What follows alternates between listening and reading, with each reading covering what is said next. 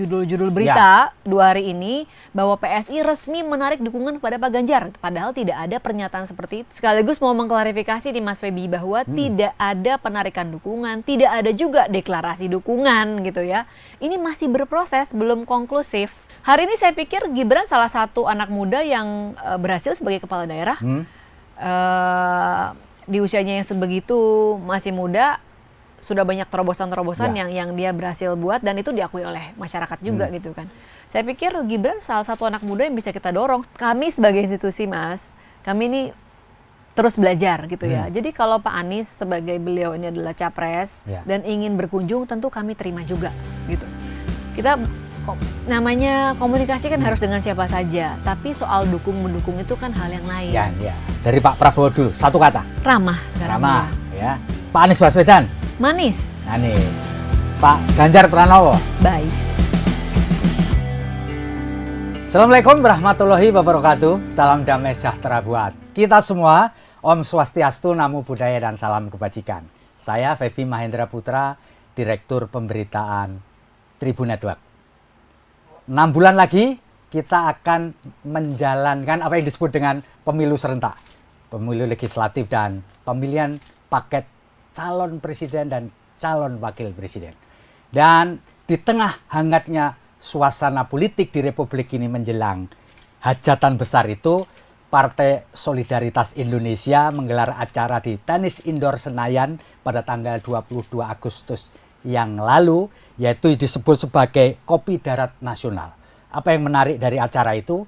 Ada Gibran Raka Buming yang muncul, beliau adalah putra sulung Presiden Joko Widodo.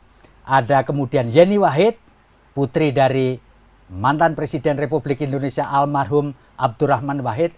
Dan ada satu tokoh yang belakangan ini menjadi kontroversi, yaitu Budiman Sujatmiko, kader PDI Perjuangan yang dalam tanda petik menyeberang ke kubu Prabowo Subianto.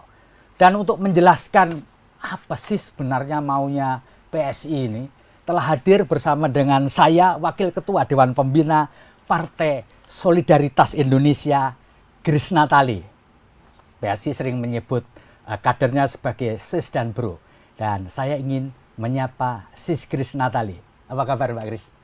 Baik, Mas Feby. Saya panggilnya Mas Feby atau Bro Mas Feby ya? dong, Oke, supaya Mas. mudah. Sis, Iya. bisa jelaskan nggak sih apa sih maunya Partai Solidaritas Indonesia di tengah persiapan kita mau bikin hajatan besar di Februari 2024 ke depan?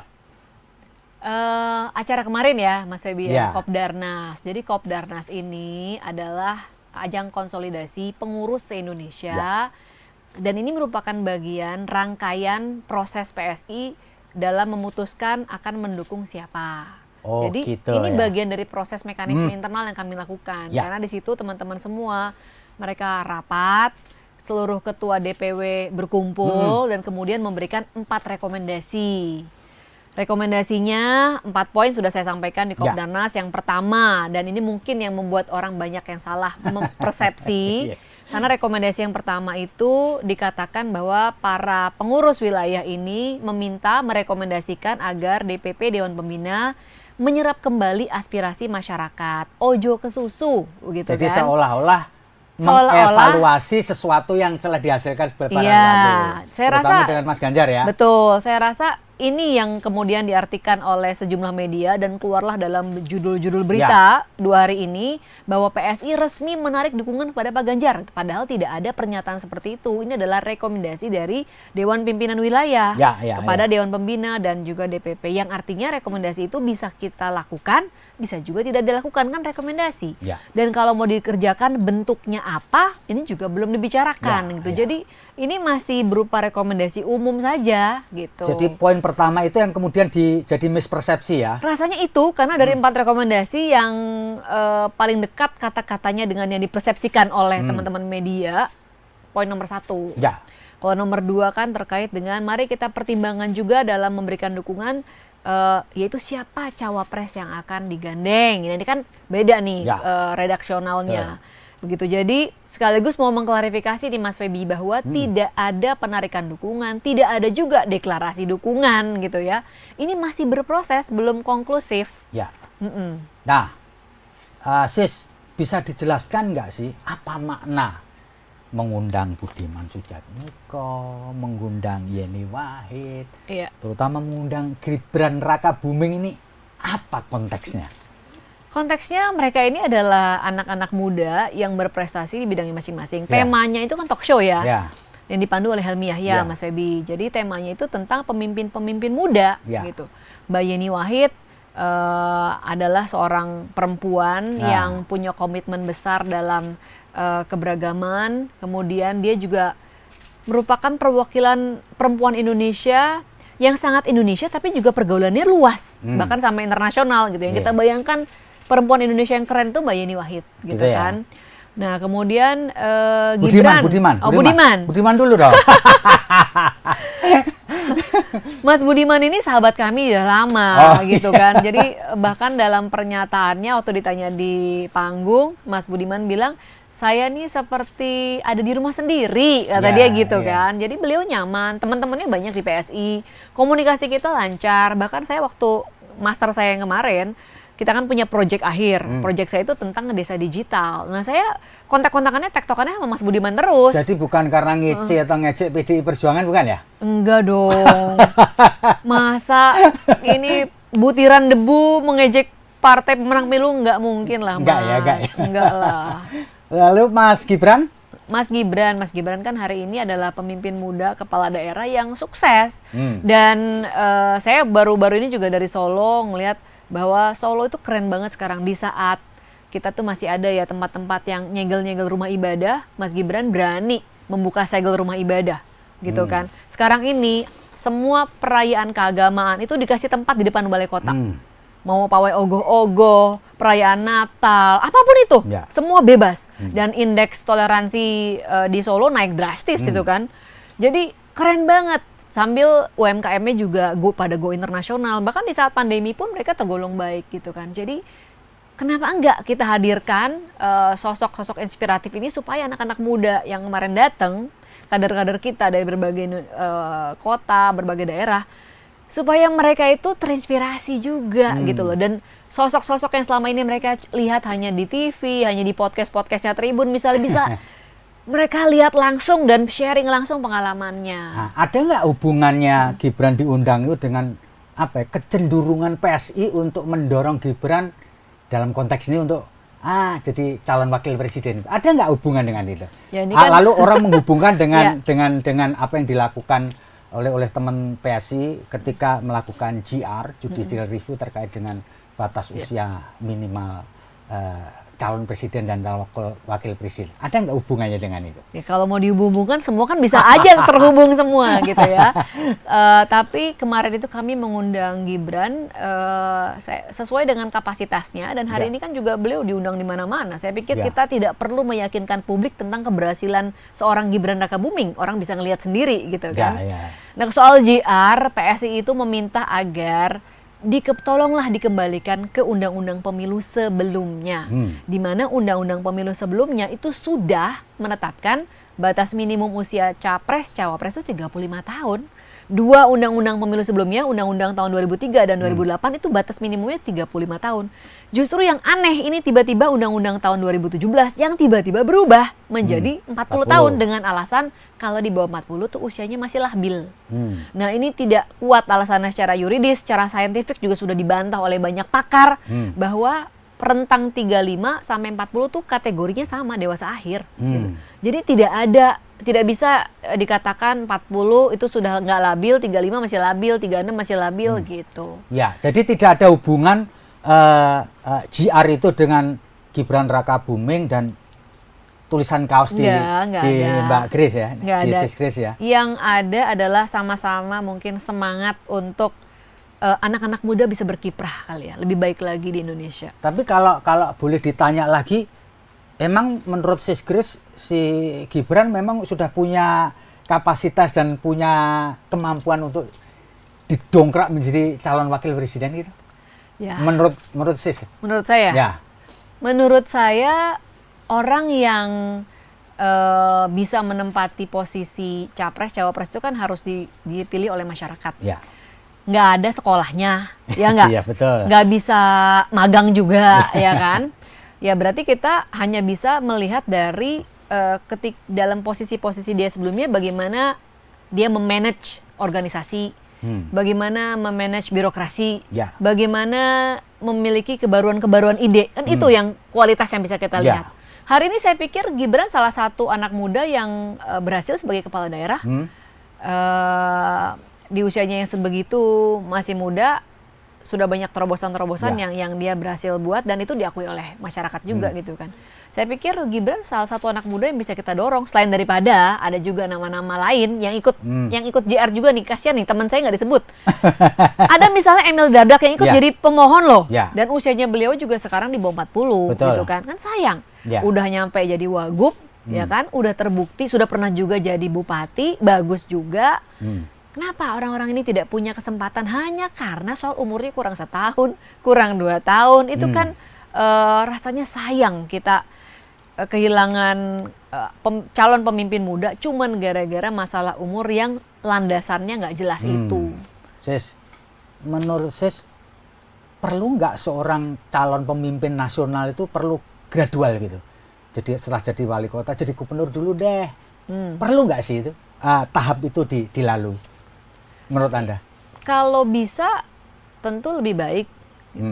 Jadi lebih punya banyak pengalaman gitu ya. Tapi kalau kita lihat nih Mas sekarang nih, kalau mau jujur ya, yang punya dampak langsung ke kehidupan masyarakat sekarang, itu justru kepala daerah yang level bupati, wali kota ketimbang gubernur. Ya, karena otonomi ada di mereka. Betul. Mereka lah raja-raja kecil sesungguhnya. Kalau gubernur itu justru levelnya lebih koordinatif, ya kan? Jadi rasanya nggak terlalu berbeda sih, malah real challenge-nya itu justru ada di level-level bupati dan wali kota. Saya pikir kalau sudah jadi bupati, jadi wali kota dengan hari ini otoritas, lingkup kerjanya, lingkup tanggung jawabnya, udah pasti kalau dia jadi bupati, wali kota yang bagus, pasti bisa jadi gubernur yang bagus. Lo tinggal koordinasi aja kok. Gitu. Gubernur yang tiba-tiba, yang nggak berarti sekarang kalau seseorang bisa menjadi gubernur, dia bisa membuat bupati, wali kota yang ikut program dia, ya kan? Karena otonomi daerah yang kita miliki sekarang ini. Jadi kalau seseorang itu sudah sukses sebagai bupati, wali kota, menurut saya sih dia punya kesempatan atau chance yang sangat bagus bahwa dia kalau jadi bupati, kalau jadi gubernur pasti bagus juga. Jadi, lebih susah jadi bupati dan wali kota.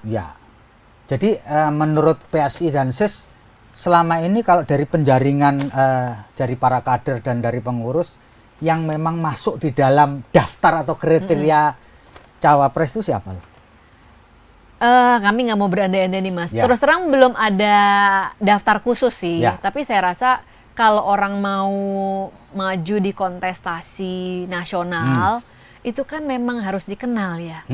Dan tokoh yang punya kedikenalan secara nasional, angkanya di atas 50% kan nggak banyak Mas.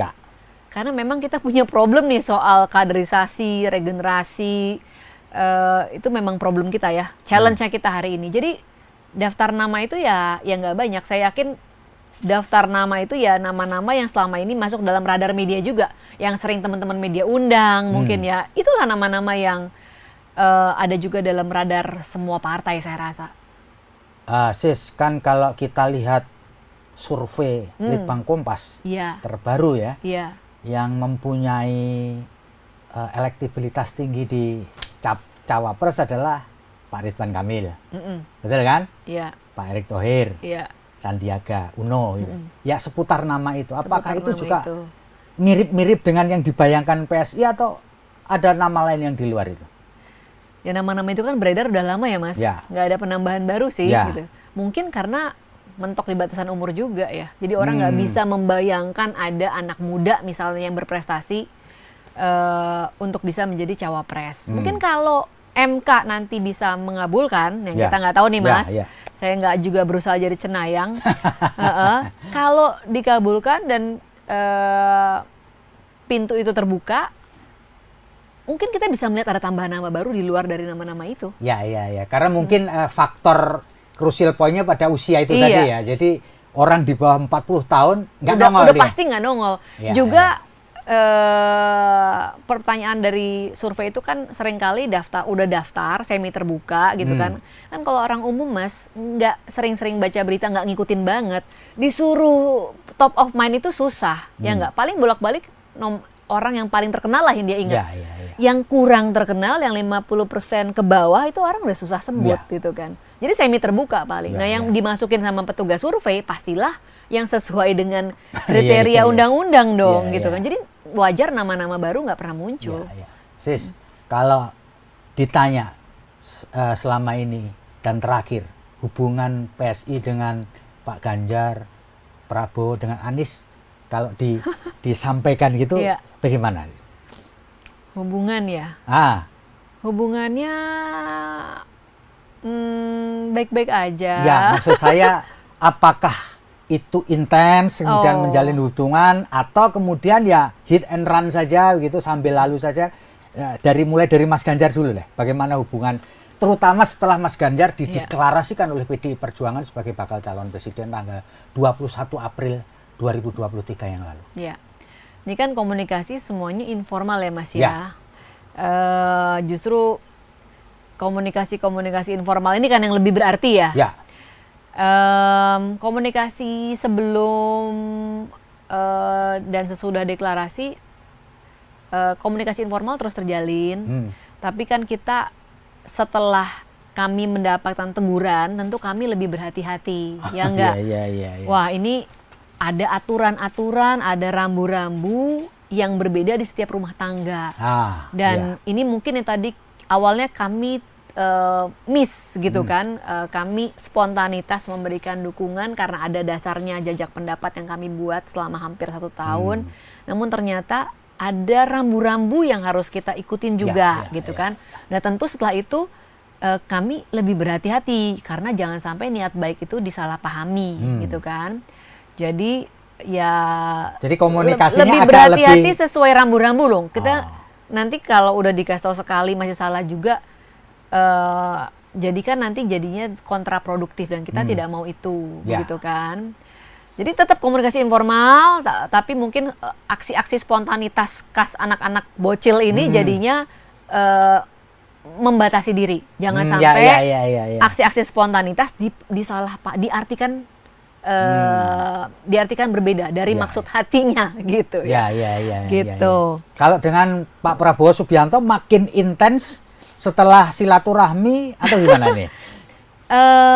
Kalau dengan teman-teman Gerindra, ini kan level komunikasinya ada di misalnya di Wamen karena sama-sama menteri ya kan, sama-sama bertugas di kabinet, kemudian di level-level DPRD. Nah memang karena ada momen-momen koordinasi di situ, komunikasi informalnya ya cukup sering. Cukup gitu sering kan. Ya, lebih intens itu ya. Lebih intens. Nah, saya nggak berani bicara atas nama Bro Wamen nih ya, tapi kalau di sana yang kami dapati tidak begitu banyak rambu-rambu, gitu. Jadi ranjaunya nggak terlalu banyak gitu. Kita melangkah jadi nggak takut nginjek ranjau gitu loh. Gitu. Jadi terminologinya pas ya, ranjaunya tidak lebih banyak ya. Gitu. Kalau banyak ranjau kan kita bingung, takut salah nginjek kan. Nah, kalau dengan Pak Anies? Nah, kalau Pak Anies ranjaunya lebih banyak lagi. Nggak, kami sebagai institusi Mas, kami ini terus belajar gitu ya. Jadi kalau Pak Anies sebagai beliau ini adalah capres dan ingin berkunjung, tentu kami terima juga gitu. Kita namanya komunikasi kan harus dengan siapa saja, tapi soal dukung-mendukung itu kan hal yang lain. Kami punya catatan-catatan semasa beliau menjadi gubernur. Dan kritik PSI kepada Pak Anies itu selalu didasari substansi, tidak pernah personal, gitu. Jadi jangan orang tuh salah paham, PSI ini benci sama Pak Anies. Enggak.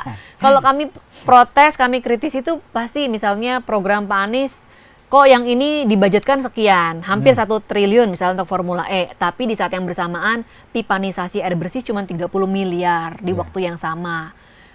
Prioritasnya gimana? Kan boleh dong, namanya juga kami ini kan harus jaga anggaran memang, watchdog-nya anggaran kan gitu. Jadi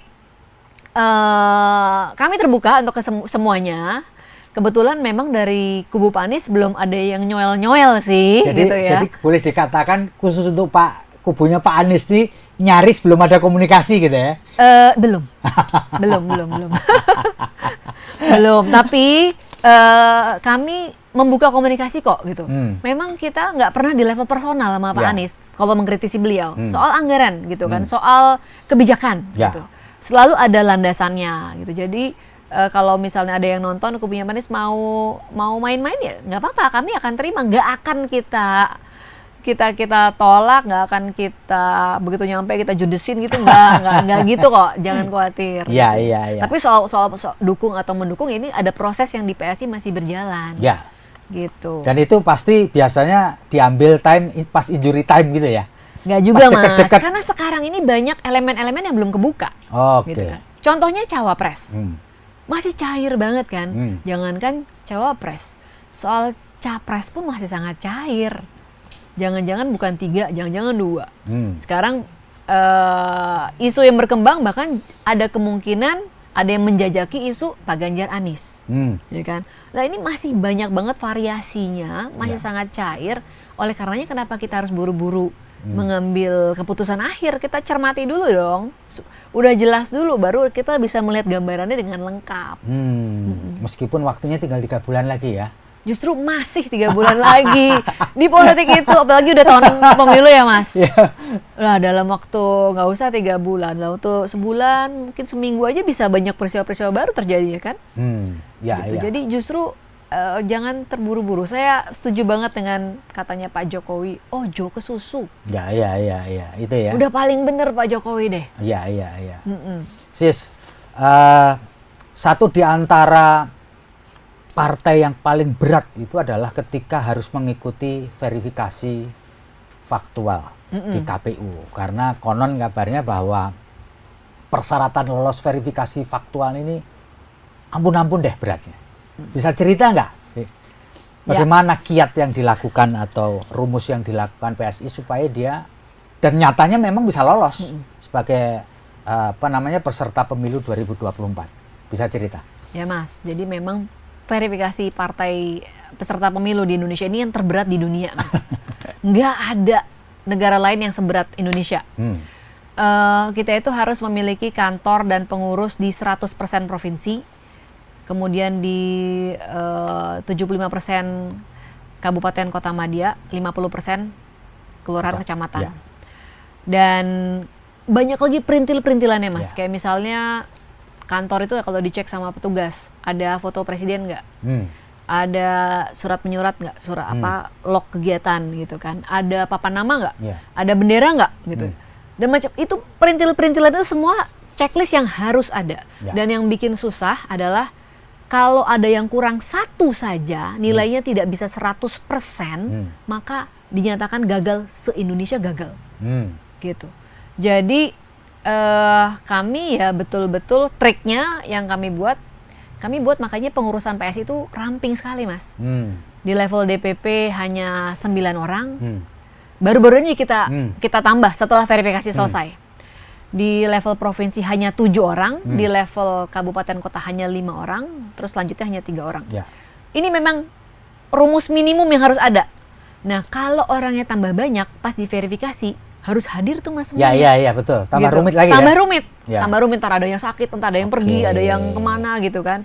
Jadi kita buat as simple as can be. Jadi rumusnya tuh simple gitu ya. Simple. Supaya kita nggak kerepotan ketika diverifikasi. Iya. Dan kemudian dari semua checklist itu kita pantau, kita bikin random sampling sendiri, karena kan takutnya anak-anak ada yang bandel Mas, bilangnya udah lengkap, nggak taunya belum. Jadi kita bikin random sampling, kita bikin buffer. Jadi kalau yang diminta itu 75%, kita bikin buffer minimum kita mesti 80%, supaya kalau ada data yang cacat, orangnya ntar pindah apa segala macam, kita masih punya spare. Gitu. Jadi memang kerjaan administratif banget sih Mas. Jangan-jangan kalau partai-partai di parlemen diverifikasi juga belum tentu lolos mereka ini. Banyak yang punya pendapat seperti itu. Sis, meskipun sudah pakai simple, tapi tetap saja memerlukan biaya besar untuk kita lolos. Bukan berarti mau nyuap KPU, bukan. Tapi nyiapin semuanya itu kan butuh biaya besar. Orang banyak tanya, duitnya dari mana sih PSI untuk bisa lolos verifikasi lalu survive, kan nggak apa namanya nggak murah dong. Iya. Betul nggak kira-kira? Bisa jawab nggak sih? Nah, kalau di PSI dari awal tuh sistemnya kayak franchise ya Mas ya. Jadi untuk kepengurusan provinsi misalnya, untuk ketua-ketua definitif itu kita minta mereka menanggung sendiri operasional kantor. Makanya kami di awal tuh udah minta begitu ada yang mau jadi ketua, udah harus tanda tangan MOU. Kita tuh nggak minta apa-apa, tapi kamu harus nyediain kantor ya. Biar bahan operasional, overhead itu harus, dan dari awal apa yang disyaratkan oleh KPU kita udah minta dia bisa menyanggupi nggak gitu. Jadi dengan begitu bebannya itu dibagi. Begitu pula untuk level kabupaten kota. Dan banyak rumah-rumah pengurus itu jadikan kantor Mas, jadi irit ya kan. Karena KPU kalau kita cermati nih peraturannya nggak ada dia bilang harus ruko misalnya atau harus bentuknya office gitu, nggak. Rumah pun boleh gitu kan. Jadi selama rumah itu lokasinya ada di ibu kota kabupaten atau ibu kota kecamatan, boleh. Bahkan pernah dulu waktu saya ke Labuan Bajo, waktu awal-awal PSI berdiri, lucu karena saya ingat di situ kita diajak ke rumah pengurus PSI di sana. Ternyata yang dijadikan kantor itu pengurusnya Golkar, tapi paman dari pengurus kami gitu di sana. Jadi dia nggak keberatan. Orang-orang daerah itu biasanya lebih rileks kok Mas gitu. Minta tolong rumahnya nggak dipakai gimana-gimana kok katanya. Yang penting buat verifikasi ada yang penting lokasinya di ibu kota kecamatan, bisa didaftarkan sebagai kantor partai. Jadi memang ada aturan-aturan yang bisa dalam tanda kutip disiasati, dan dengan begitu bisa lebih menekan biaya. Tapi PSI sebenarnya punya boher nggak sih? Boher gede gitu yang duitnya banyak gitu, yang nggak punya seri, punya nggak? Seandainya ada Mas. Seandainya ada, hidup saya akan lebih mudah mungkin ya. Karena kami sampai hari ini masih mengandalkan fundraising. Fundraisingnya itu bentuknya macam-macam Mas. Ada yang kita pernah bikin konser, kita ngajak teman-teman yang musisi, lalu dilelang partiturnya gitu ya. Dan mungkin karena pemilih PSI kebanyakan kan kelompok terdidik nih. Jadi cara-cara seperti itu masih masuk Mas gitu. Kita ngumpul mungkin 10-20 orang gitu ya.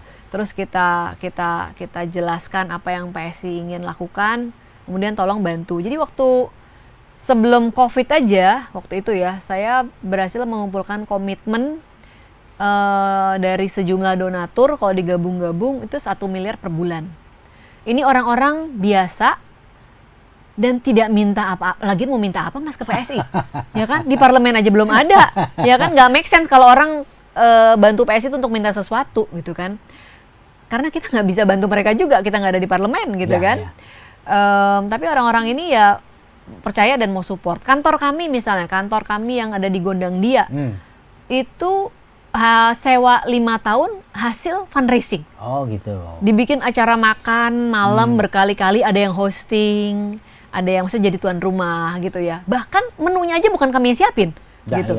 Ada yang nyiapin pergi mancing, kebetulan nih kelompoknya suka mancing, dapat ikan yang katanya jarang, gede banget. Jadi undang temen-temennya, karena temen-temennya semua mau nyobain ikan yang jarang itu, dimasak khusus, dia minta orang yang bisa, karena pengolahannya kalau nggak bener rasanya nggak enak katanya gitu.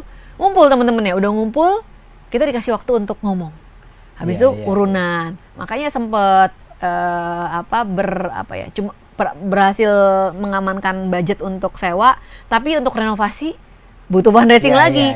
Dan fundraising itu nggak mesti uang loh Mas. Jadi kayak kantor kami itu ada yang mau donasi untuk semua engsel, kunci, gagang-gagang. Jadi remeh-temeh banget ya? Iya, furnitur, termasuk furnitur, cuma memang terbatas, makanya furnitur belang-belang gitu. Akhirnya dia mau, oke saya mau nyumbang furniture karena memang dia usahanya furniture, sekian, senilai segini gitu.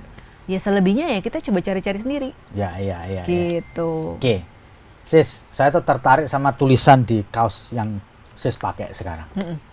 Itu maksudnya apa sih? Jokowisme ya. Nah, apa coba dijelaskan lah supaya orang tahu lah. Kamsutnya apa? Kamsutnya. Jadi kamsutnya ini bukan soal kultus individu. Itu penting tuh. Iya, karena orang suka mengartikan gitu ya Mas ya. PSI Tegak Lurus Jokowi, aduh kok partai anak muda malah mengkultuskan individu, politik dinasti dan sebagainya. Jadi saya mau jelasin di sini bahwa Jokowisme yang kami maksud itu adalah tentang legacy Pak Jokowi. Di mana dia berhasil menampilkan kepemimpinan yang di luar dari yang selama ini ada di buku-buku gitu ya. Seseorang yang berhasil menunjukkan keberanian ketika misalnya bangun infrastruktur masif. Banyak banget kan, sampai hari ini yang bilang bahwa jalan tol tuh nggak bisa dimakan, ya kan? Ngapain nih sampai utang sebegitu banyak? Kita hutang siapa yang bayar nih, berapa turunan gitu dan sebagainya. Tapi beliau tetap dengan berani untuk menjalankan kebijakan itu karena memang itu akan punya efek multiplier gitu kan.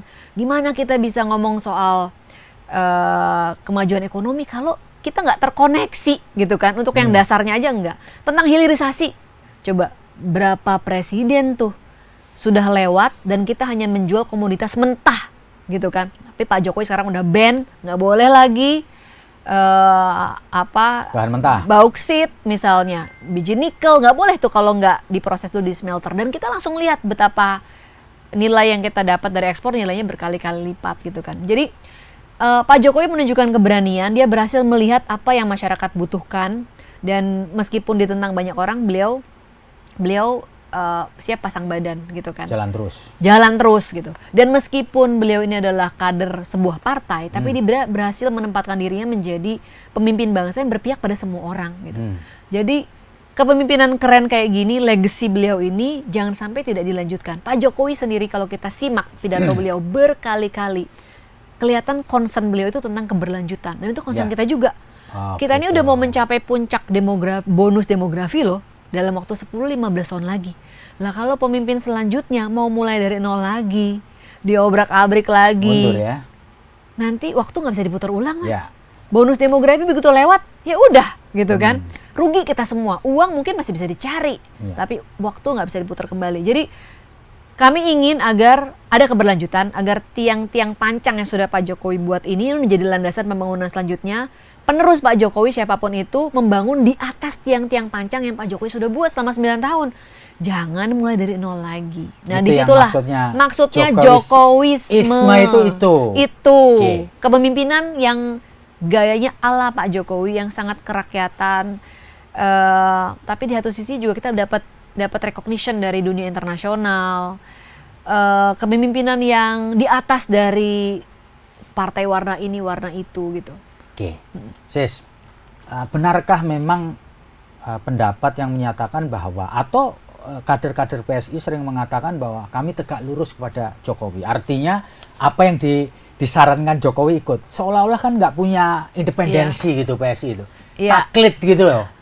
Kesannya gitu ya? Enggak Mas, jadi ada alasannya, yaitu kami yakin orang yang paling concern dengan keberlanjutan hari ini antara lain adalah pasti Pak Jokowi, kan kerja keras dia selama 9 tahun ya enggak.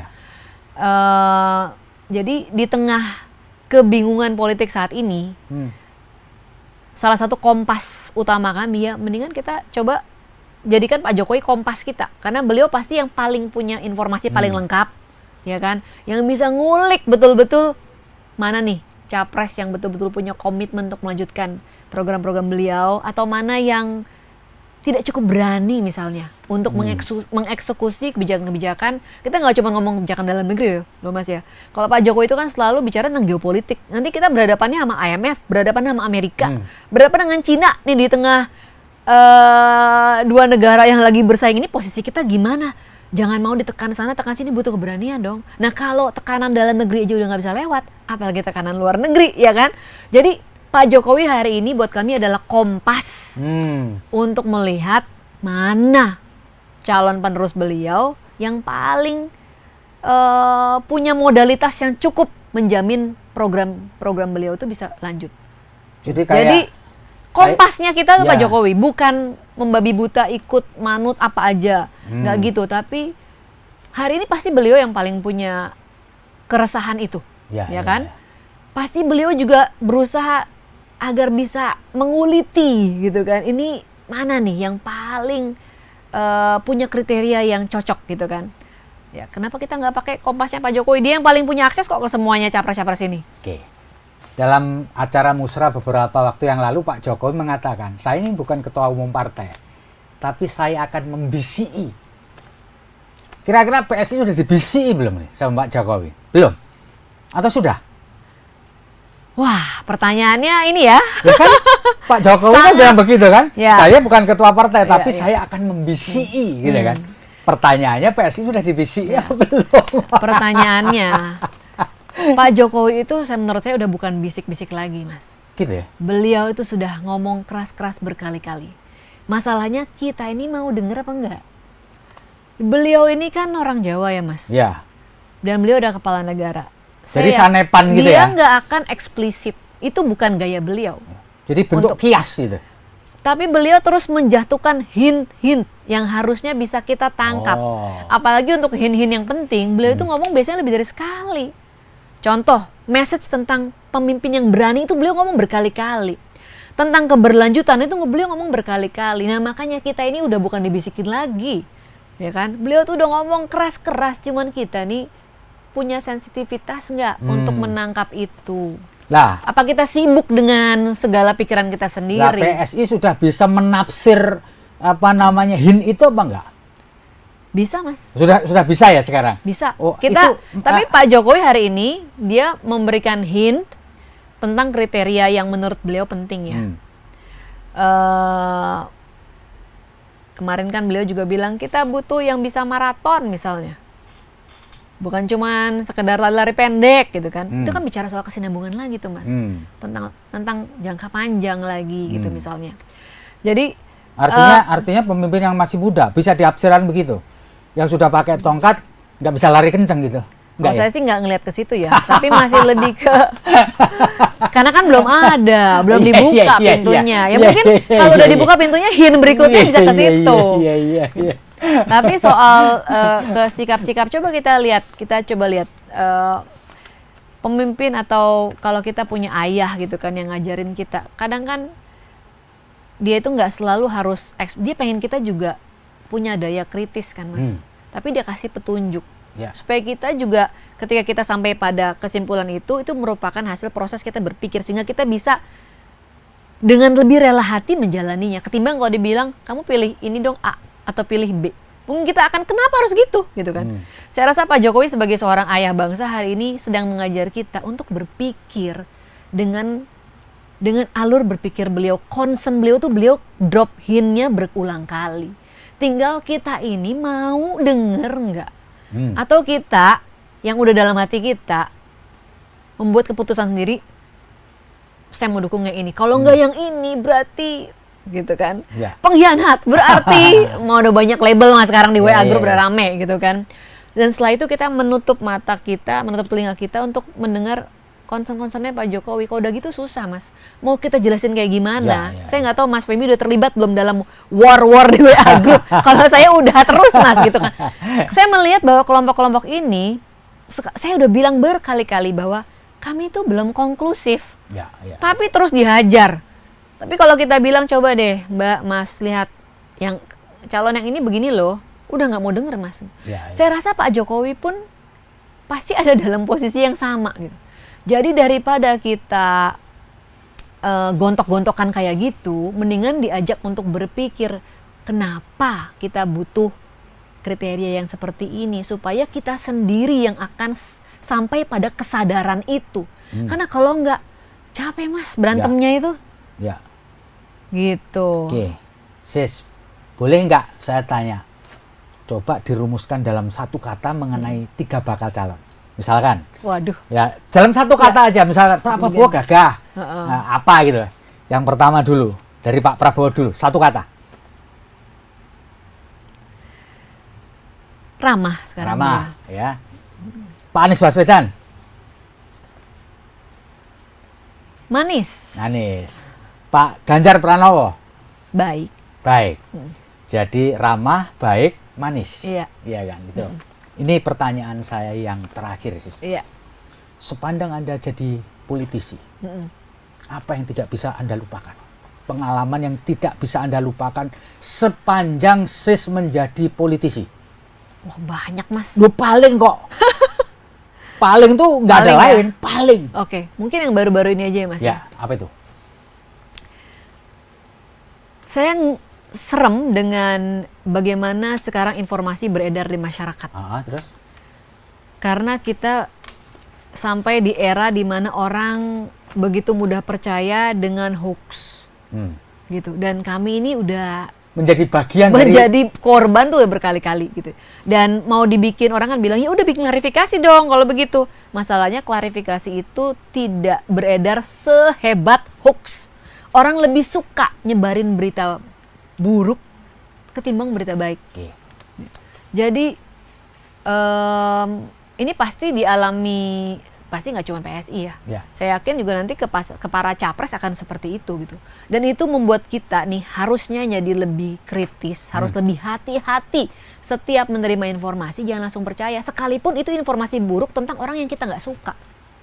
Sis, gitu. Di antara hoax itu, ini terakhir bener nih. Ya. Apa yang paling Anda juengkel? Juengkel banget. Juengkel pokoknya, kalau orang Jawa juengkel gitu di antara hoax. Kemarin tuh ada salah satu hoax yang saya juga buat video balasannya. Betul. Oh iya. Lanjut. Karena katanya PSI ini adalah antek-antek cendana dan berada di bawah penguasaan komando Tommy Soeharto. Oh iya, tahu saya. Gitu. Itu ya di antara yang paling Anda juengkel itu. Itu antara lain gitu. Itu cukup ramai beredar gitu ya, dan saya banyak yang forward nanyain, sekarang PSI begini ya, terus padahal itu yang nulis namanya Anton itu siapa gitu kan, kita nggak kenal, bukan orang media, bukan dari mana. Begitu kita Google, oh ternyata orangnya ada. Ternyata dia adalah kader partai. Ternyata dia adalah penulis dari media resmi sebuah partai. Begitu. Jadi makanya saya buat tantangannya. Dan membalas fitnah kan harus dengan kebenaran ya Mas ya. Begitu kita tantangin, ketemu debat, ayo, nggak nongol orangnya. Padahal kan Mas Feby lihat saya kan kecil ya Mas ya. Nggak serem sama sekali kan Mas ya. Kok dia takut ya Mas? Iya. Berarti ada sesuatu. Iya. Itu ya sis. Karena baru terjadi nih Mas. Kalau cerita yang sangat-sangat berkesan sih ya banyak lah. Ya. Cuman kayaknya kalau kita nggak mengeluh sih Mas, karena kalau dilihat Pak Jokowi udah sebaik itu aja. Fitnah soal beliau dan keluarga tuh lengkap, paripurna. Ya kan Mas? Mulai dari PKI, apalagi tuh pelanga-pelongo, dinasti lah, antek-antek Tiongkok, semua lengkap gitu kan. Ya apalagi kami beliau udah 20 tahun mengabdi aja masih begitu, apalagi PSI, bocil-bocil ini. Ya memang ini takdir harus kita terima, jadi jangan sedih. Oke.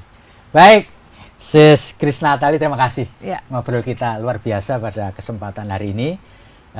Moga-moga ini bisa menambah cakrawala kita jelang Pilpres 2024. Terima kasih. Saya Feby Mahendra Putra, pamit undur diri. Assalamualaikum warahmatullahi wabarakatuh. Shalom. Om Santi Santi Om. Namo Buddhaya. Salam kebajikan dan jangan lupa tetap bahagia. Jangan lupa subscribe ya.